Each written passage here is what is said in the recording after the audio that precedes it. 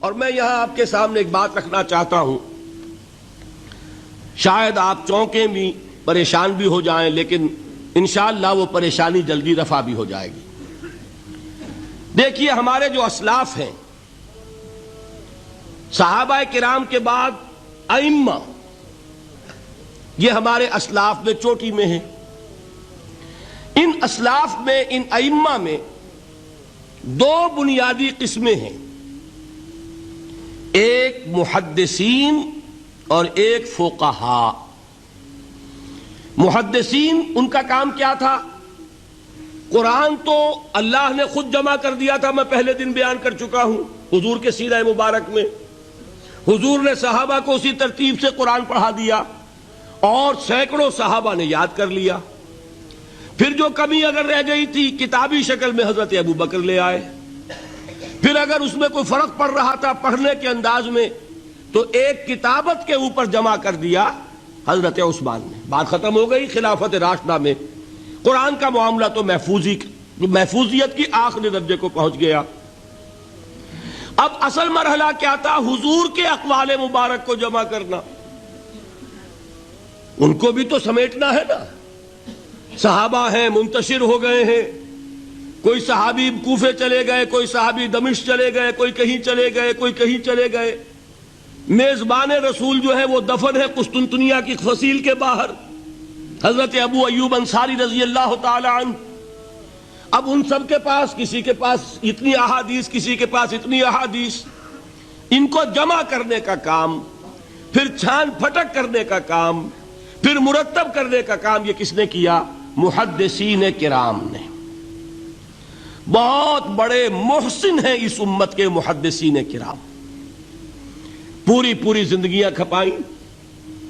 ایسا بھی ہوا ہے، ایک صحابی مدینے سے چلتے ہیں، ایک محدث مدینے سے چلتے ہیں، انہیں معلوم ہوتا ہے کہ ایک صحابی دمشق میں ہے، ایک حدیث وہ بیان کرتے ہیں، ذرا باریک بات ہے، سمجھ لیجئے گا۔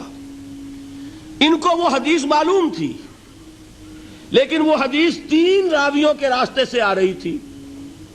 ان کے پاس جو حدیث تھی وہ 2 راویوں کے حوالے سے تھی۔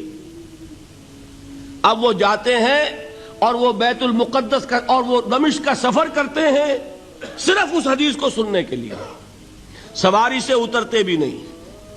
میں نے سنا ہے آپ حضور کی یہ حدیث بیان کرتے ہیں، جی ہاں، ذرا مجھے سنا دیجئے۔ سنا دیا، ویسے ہی اپنے اونٹ کی جو ہے گردن موڑ لی کہ واپس، بھائی اترو، ٹھہرو، قیام کرو۔ نہیں، میں صرف ایک حدیث رسول تم سے سننے کے لیے آیا تھا، میں اپنے اس سفر میں کوئی اور مقصد جمع نہیں کرنا چاہتا۔ یہ کام کیا محدثین نے۔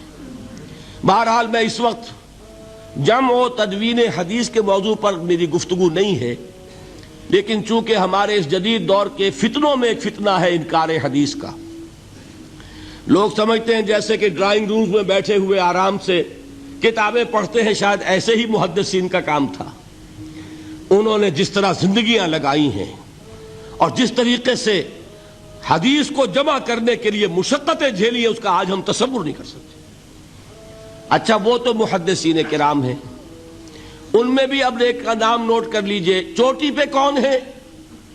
امام بخاری، امام مسلم، امام ترمذی، امام احمد ابن حنبل، امام ابن ماجہ، امام ابو داؤد، سب ہیں، لیکن چوٹی پر رئیس المحدثین کون ہے؟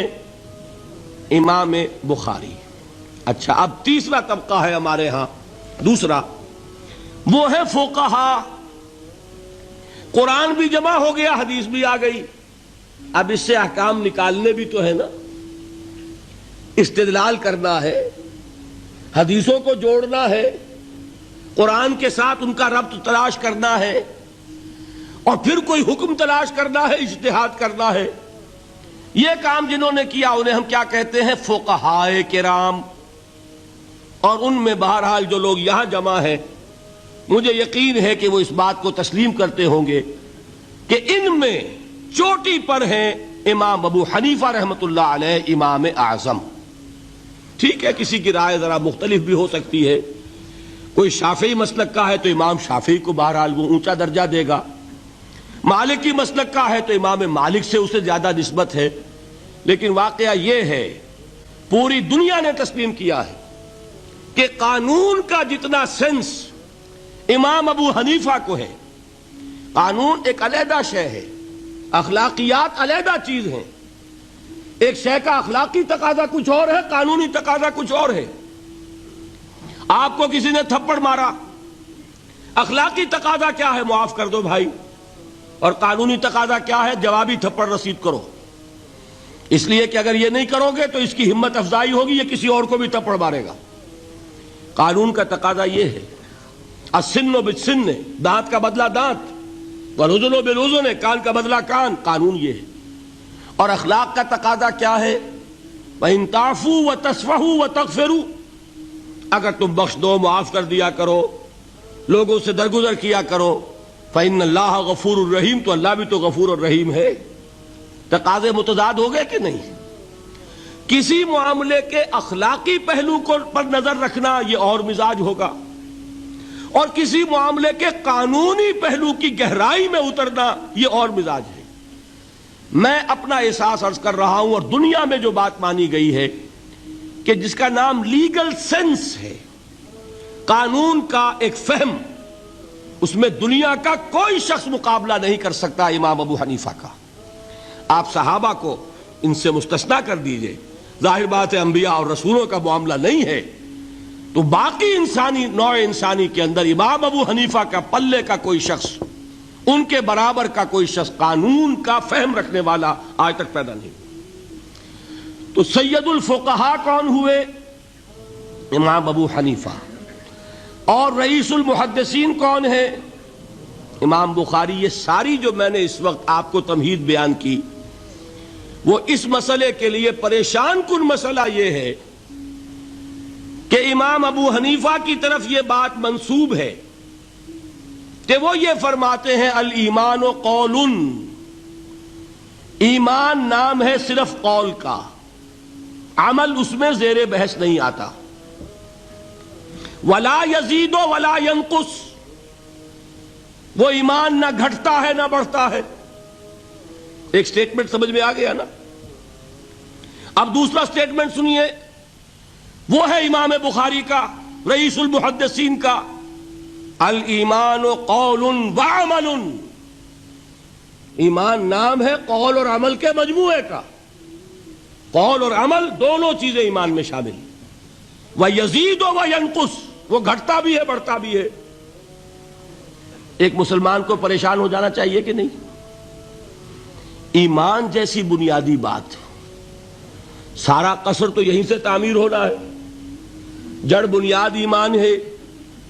ایمان کے بارے میں کوئی 14ویں صدی کے 15ویں صدی ہجری کے کوئی علماء ہوں، بڑے سے بڑے ہوں، ان کا اختلاف ہو جائے تو تشویش نہیں ہوگی۔ یہ کن کے درمیان اختلاف ہو رہا ہے؟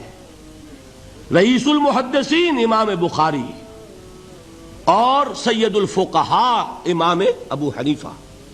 اور کتنا بنیادی اختلاف، بظاہر متضاد باتیں، بظاہر کہہ رہا ہوں میں نے کہا تھا مجھے پہلے آپ کو پریشان کرنا ہے، پھر تاکہ آپ کی سمجھ میں بات آئے یہ پریشانی رفع کیسے ہوتی ہے، اسی سے علم میں اضافہ ہوتا ہے۔ بات جو ہے وہ گہرائی کے ساتھ سمجھ میں آتی ہے کہ مسئلہ پہلے سامنے ہو۔ مسئلے کی اہمیت سامنے نہیں ہوگی تو آپ توجہ اتنی نہیں کریں گے۔ تو دیکھیے تضاد کتنا ہے، بعد المشرقین جسے کہتے ہیں ہم اپنے محاورے میں، کہ ایک مشرق کی بات ہے تو دوسری مغرب کی ہے۔ الایمان قول، نہیں، الایمان قول وعمل، تضاد ہے نا۔ لا یزید ولا ینقص، نہیں، یزید وینقص۔ تو یہ تو معلوم ہوتا ہے کہ بہت زبردست اختلاف ہے جو حل نہیں ہو سکے گا۔ اللہ تعالیٰ کا شکر ادا کرتا ہوں، اس نے اس کا حل سمجھایا۔ اور کیسا سمجھایا؟ میں پورے انشراح صدر کے ساتھ کہہ رہا ہوں، اس میں کوئی تصنع نہیں، کوئی تکلف نہیں۔ میرے نزدیک دونوں باتیں 100% درست ہیں۔ یہ نہیں کہ 50% یہ درست 50% وہ درست، نہیں، یہ بھی 100% درست، یہ بھی 100% درست۔ فرق کیا ہے؟ محل مختلف ہے۔ امام ابو حنیفہ قانونی ایمان کی بات کر رہے ہیں اور امام بخاری حقیقی ایمان کی بات کر رہے ہیں۔ قانونی ایمان کے اعتبار سے 100% درست ہے یہ بات کہ وہ صرف قول ہے، عمل نہیں، زیر بحث آئے گا۔ ایک شخص نماز نہیں پڑھتا کافر نہیں ہے، نماز کا منکر ہو جائے کافر، زکوٰۃ نہیں دیتا فاسق ہے، فاجر ہے، کافر نہیں ہے، زکوٰۃ کہہ دے کہ ہے ہی نہیں دین میں، کافر۔ فرشتہ کس نے دیکھا، کیا پتا کیسا ہوتا ہے؟ حضور نے بھی اصل فرشتہ اپنی اصل ملکی شکل میں صرف 2 دفعہ دیکھا ہے، ورنہ تو انسانی شکل میں آتا تھا یا نظر ہی نہیں آتا تھا۔ 2 باتیں تھیں، وہی ہو جاتی تھی، نظر کوئی نہیں آتا تھا، یا انسانی شکل میں نظر آیا۔ اصل ملکی شکل میں حضرت جبرائیل کو 2 مرتبہ دیکھا۔ وَلَقَدْ رَآهُ بِالْأُفُقِ الْمُبِينِ وَلَقَدْ رَآهُ نَزْلَةً أُخْرَى عِنْدَ سِدْرَةِ الْمُنْتَهَى، ایک مرتبہ افق مبین پر دیکھا، ایک مرتبہ سدرۃ المنتہا کے پاس جبرائیل اپنی اصل شکل میں ظاہر ہوئے۔ اب ظاہر بات ہے ہم نے تو نہیں دیکھا نا، لیکن ہم مانتے ہیں جبرائیل کو، مانتے ہیں فرشتوں کو، نہیں مانیں گے کافر ہو جائیں گے۔ تو معلوم ہوا کہ قانونی ایمان جس پر دار و مدار ہے کفر اور اسلام کا، اس کا کل دار و مدار صرف قول پر ہے، ماننے پر ہے، اقرار باللسان پر ہے۔ یہ بات آپ نے سنی ہوگی، امام ابو حنیفہ کا قول ہے 100% درست کہ گناہ کبیرہ سے بھی انسان کافر نہیں ہوتا۔ کبیرہ گناہ ہے، شراب پی ہے، کافر نہیں ہے، حد لگا دو۔ حضرت عمر نے اپنے بیٹے پر حد جاری کی، ایک مرتبہ مصر میں حد جاری ہو چکی تھی، لیکن حضرت عمر کو احساس ہوا کہ وہاں شاید رعایت کی گئی ہوگی خلیفہ کے بیٹے پر حد جاری کرنے میں، لہذا پھر بلایا اپنے پاس اور دوبارہ حد جاری کی۔ حد جاری کرو لیکن کافر نہیں ہوگا۔ اگر کسی سے زنا ہو گیا ہے، میں آپ کو واقعہ سنا چکا، غامدی خاتون، حد جاری ہو جائے گی، لیکن یہ کہ اس کو کافر نہیں کہہ سکتے۔ کافر کیا کہیں گے؟ میں تو سنا چکا آپ کو کہ ذرا کسی نے کہہ دیا بے حیا عورت تھی تو حضور نے کیسی ڈانٹ پلائی ہے، کتنا اس کا رتبہ بیان کیا ہے۔ اس نے تو وہ توبہ کی ہے کہ مگر مدینے کی پوری آبادی پر اس کو تقسیم کر دیا جائے تو سب کی نجات کے لیے کافی ہو جائے۔ معلوم ہوا تکفیر اور ہے اور کسی کا فاسق و فاجر ہونا اور ہے، اس میں حد فاصل انسان کا اقرار ہے۔